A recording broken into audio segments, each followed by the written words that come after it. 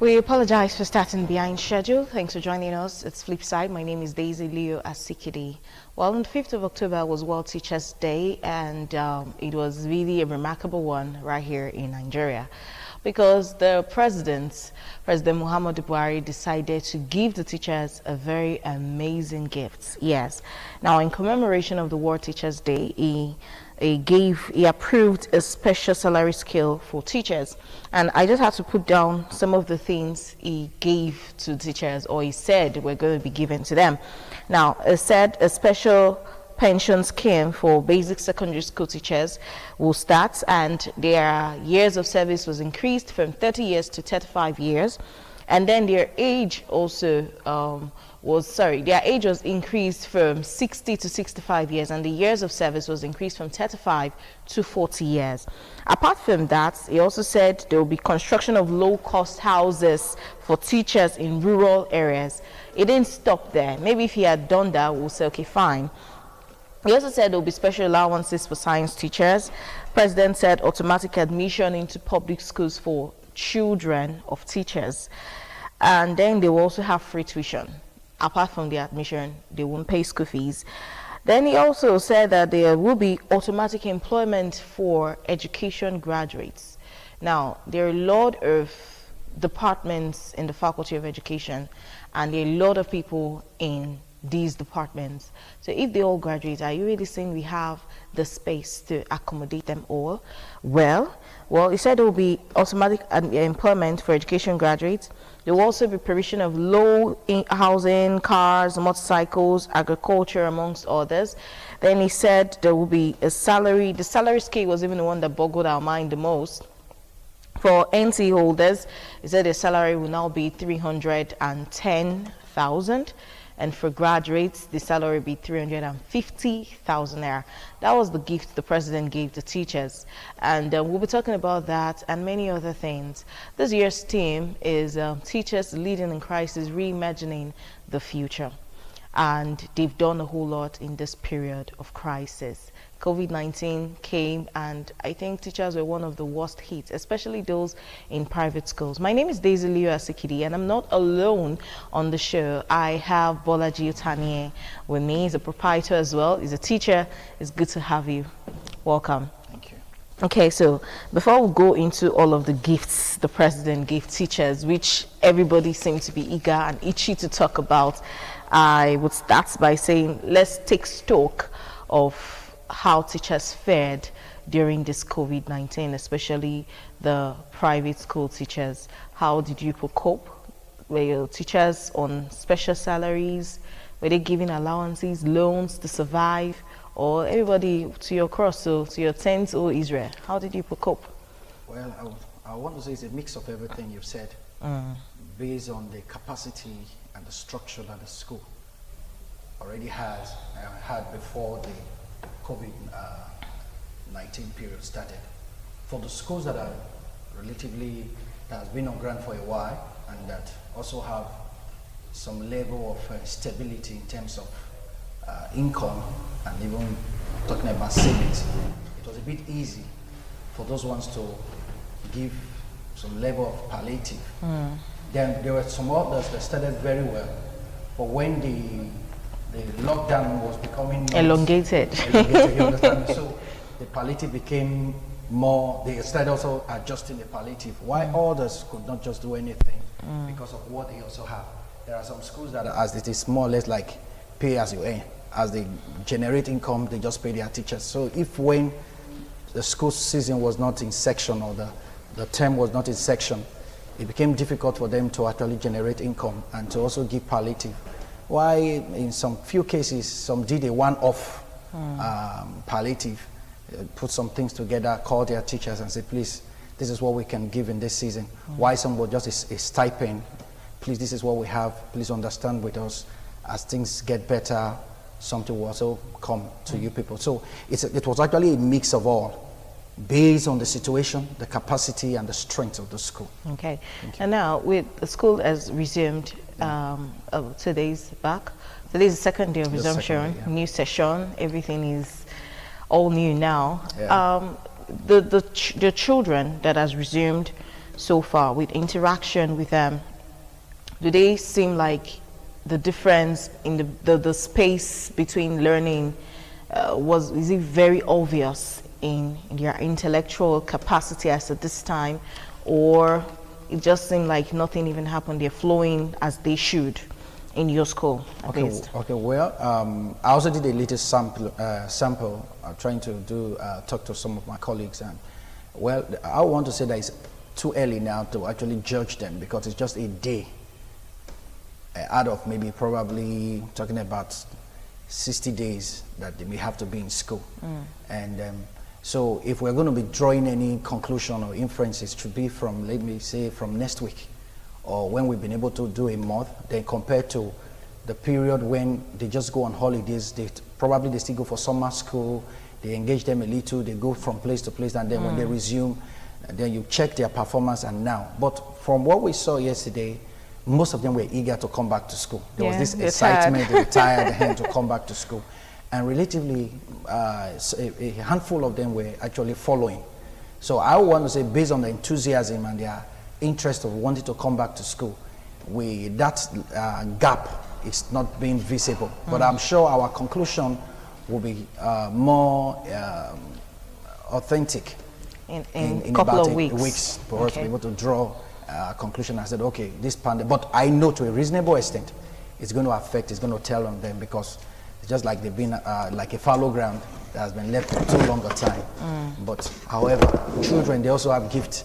There's something about a special thing about children or the young ones is that they learn fast. Yeah, they and do. Their brain is still very fresh. So I'm sure in a couple of time they'll be able to brace up and blend.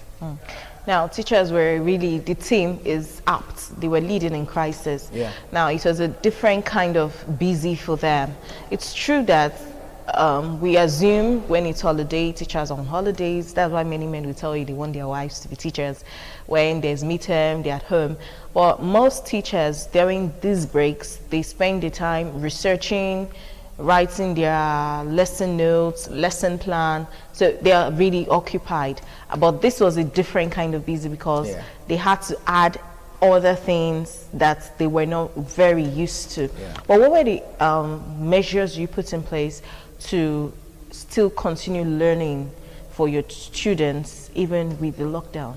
Were there any measures? Yes, like in my school and in many other schools around us, and some of my friends who I also interacted with, I realized that it was very, very necessary for us to do online. And a couple of trainings went online, materials were there, and the children were able to follow. But the constraint we have was that not all the parents actually had this equal capacity. You know, you have to buy data, you have to bond it, download, and then when you are done, you have to upload again, and then you have to interact with the teachers that is online. And so a couple of them followed, some others could not. And you also know that the lockdown also came with its own economic toll on the people. And one of the major constraints then was also trying to even get money to feed. And because there was this other issue of saying not leaving the house, stay at home. And if you stay at home, how do you not generate income if you were not having something there before? So there were a whole lot of dynamics in this whole issue. But what we had a group of parents that came online. They were active, they were excited about the whole idea, while another set of people could not really follow. From the little feedback I got, some didn't even have an Android phone or the phone they could use. And some, they are so busy that they will not have the time to do something like that. So it was like a different stroke for, or let's say, trying to use one method to actually judge everybody at the same time. So it was not really very easy for all. And so even while I also asked a couple of friends, and I said, okay, what do we now do? Are we now going to promote based on those that did online and those that didn't do online? That will be a question for another day. Okay, now and then there's also this popular saying, because both my parents my dad was a teacher, my mom is a teacher, and so we grew up hearing that teacher's reward is in heaven. How do you feel about that statement? Is it true that people cannot start reaping it from earth? Well. From the higher goal or the higher gain, I would still want to tell the part that the teacher's reward is in heaven. But coming on a pragmatic view or perspective, I don't think that's true. And if that becomes the narrative, the continuous narrative, many parents, many persons that are even gifted in this crafts of teaching may not be encouraged to want to continue or to will even be involved in it, because however there's the general denominator, which is which is having food on your table. So if I'm excited about what I'm doing, and every from January to December I cannot feed myself, I cannot take care of my family, cannot pay my bills, then I have to look for something else to do that will be able to settle these issues. But really, looking at what the president have also given to the teachers and the promises, I want to use the word promises now, because I feel most time in Nigeria there's usually a big gap between what government has promised and when it comes to implementation. So I just trust that this one, they'll be able to match the talk with the work. And with all these promises, I'm forced to believe now that their reward has come. Okay.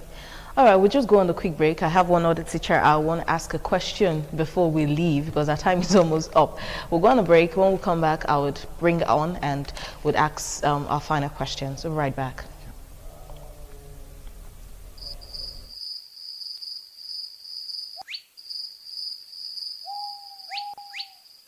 You don't need to tell the deaf that there is riot in the market when he can clearly see it.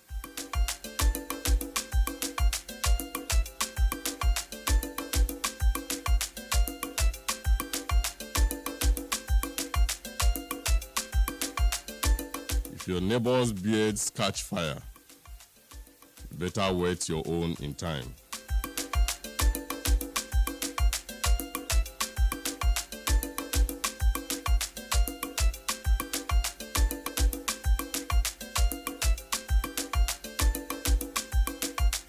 Anybody crushed to death by a locomotive engine train with all its warning voice was certainly deaf.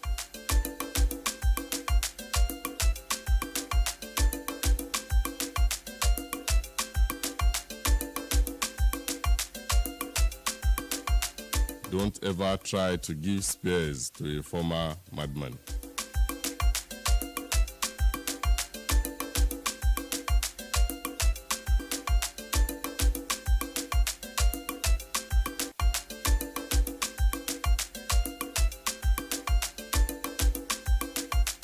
Don't speak ill of the crocodile when your leg is still in the river.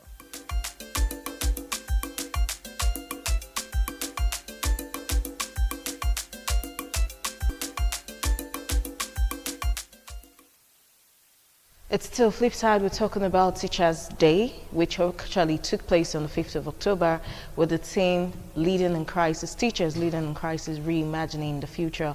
I have the proprietor of Wheatspring Academy here with me, and he's the person of Bolajutani, and I also have the proprietress of Wandex Academy, the person of Usaigbovo Yekua. Thanks for joining us. We had to bring at the end of the show.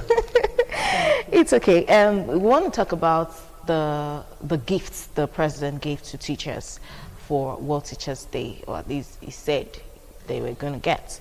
And we had to highlight some of them. Special pensions came from 60 years to 65, from 35 years in service to 40, tuition-free education for teachers' children, and automatic admission to public schools, automatic jobs for graduates, NSC orders having about 310,000 naira as salary, which is huge, and graduate teachers having about 350,000 naira. low housing for teachers, just so beautiful, well thought out plans. But what do you think about this? Do you see it as something that is realistic as to what we're dealing with in this Nigeria's crisis and economic issues? Well, we would have been very happy if it's realistic, or let me say if it can be realistic. But let's say state the obvious. Nigeria is owing a lot of money, and increasing salary to 350, 310, all the wonderful benefits, which is so juicy and in fact mouth watering. But is it really realistic like you've asked? What about the debts we are owing? What about the increase in the standard of living? What about the poverty rate, which is increasing every day? A lot of things have not been dealt with. Minimum wage is 30,000 naira, but you agree with me that not all states are paying their workers based on this minimum wage. So how can we really say that this increase is realistic? Maybe for federal workers, but federal workers are just a small portion of government workers in this country. So is it just that small portion that will enjoy these benefits, these incentives? What about the state workers? They remain in the poverty, and a lot of pupils are in state schools. The reason for this increment and these mouth-watering incentives, I believe, is to make teachers happy so they can deliver to the pupils they're teaching. So if majority of these teachers are not able to benefit from these incentives, teachers are still not happy, the pupils are still where we are. They are still where we are. We've not improved. So there are other things that the federal government can do. They should tell us what they really want to do, the plan they have. Are they going to pay part of this money to the states? Then the states will add their portion to it to make up to that amount. If that's what they're going to do, they'll tell us. Are they going to each state, the federal government now, don't forget, 30,000 minimum wage, some states are still not able to pay. So is the federal government going to go into each state by themselves, get landed properties, and start building these low-cost houses? Are they going to give loans for cars? Are they going to do these things? If they have a plan to do this, they should just come out, tell us, pass it into law. Then we know that we can rejoice. But until that is done, I don't think any teacher should dance or rejoice over these incentives, because I don't really see how possible, because Nigeria is dealing with a lot right now. Now, the part that really struck me was the increments in the years of service. Do you really think, even if the payment comes and the housing, do you think people are really happy to stay 40 years working for the government? Would you be happy doing that? Well, it has to do with the personality and the plan and let me say the aspiration of the individual. Because most time I would want to say that it will be more productive for the government to enhance the productivity of the teachers with the already existing time of years of service than necessarily increasing the years of service. Because a man that is underperforming when he has put in about 20 or 25 years, the extra 5 years we're going to add to the 35 or the 30 is going to be something else. So I will told the part that what government, all that he has promised now is good enough. The car loan, the housing, the other things he has said he wants to give to teachers, good. But if really it's the ultimate fee that is important, that government should add an additional 5 years, okay. But I will actually say that a man that have never been productive for 35 years, or for 30 years, the 5 years will not make the difference. The 5 years will just be another time to drag, and let me have extra 5 years to earn more income, but not necessarily to bring in let me say productivity or value into the system, because the most productive part of a man's life is in his youth. So usually, even when you've entered into service, maybe at the age of 30, 35 or 25, add 30 to it, you know where you are. So adding additional 5 may not really make any difference, but rather the system will now be clogged with a whole lot of old heads in the system that will not really bring in creativity, dynamism, and all that we need to move the educational sector to the next level. Okay. Now, when I heard the years of service, the first thing that came to mind is these people are just going to be dead, they will not retire. How are you going to employ new people? And then this one now came and said there's automatic employment for graduates who studied education. So employment is definitely going to be taking place like every year. Do we have the number of schools to accommodate all the graduates in Nigerian universities, both government, states, private-owned institutions, and still keep the old teachers in there? Do you think we have enough schools to accommodate all of them? I don't think so. And to add to what he has said, at 60, it's a whole struggle teaching in the classroom. Teaching in the classroom is a whole lot of work. It means standing for nothing less than 6 hours. Out of the 8 hours, you are going to be dealing with the children. Yeah. So imagine someone at 60. That's if he or she gets employed at 20. And you know, in Nigeria, most times we'll graduate at 21, and you don't get jobs immediately. You have to serve. You serve, you get experience. Then, let's say at 28, so at 40, that's 68, and at 60, a lot of teachers are already getting tired. Everybody at 60, you're getting old, you're getting tired, and you're still in the classroom, having to calm children down. That will reduce productivity. And he said automatic employment, that will also reduce employment, because you still have a lot of teachers in the classroom, so where are we going to put them? And like you asked, we don't have this number of schools, really, we don't. So I don't know, maybe the state government has plans of building more schools, maybe in the rural area. And that's why he wants to do this housing in rural area, then post a lot of teachers to that area, if that's what he's going to do. That's more money again. And then we'll now start dealing with the challenge of the students, the children in the rural areas coming to school. What's the use to catch them and take them away from their farms? They make more money from selling plantain than they would get if they sit in the classroom. At least that's what they think. Now, the last question I'll ask both of you before you go, what would you say would have been a proper Teacher's Day gift for you as a teacher, especially with this whole COVID-19 stress you've been put through? What would have been a perfect Teacher's Day gift you would have asked for? Well, that's I want to say it's a very broad question to want to. Well, some way for me, I know the most proper one would have just been something that has to do with raw cash given to the people, because it will settle some immediate issue. Then needs, then something that has to do with probably a future plan that they can build on. And like what he had said, if you look at that package, it's actually juicy. It's lovely. Before she came, I said what we've always have in this country is we have a talk, but the work plan is different. And she also said that, I'm really considering this thing. Are you sure government can do this? Now, really, if government would do this, whatever they have promised now is a good gift. I will have to really attend to that. For real, it's a good gift. But for me, what I would have really wanted is that several times during the lockdown, we heard that bring your BVN, federal government is going to pay some certain hours. So we would have been so glad that on this Teacher's Day, that there would have been a kind of a call from the government, or a good alert, just hit their account, at least for this one, have this one first. For this other one we have promised, just be patient, it will come. Thank you. What would you have asked for? I've been hearing about the survivor funds, but it hasn't reached my hands.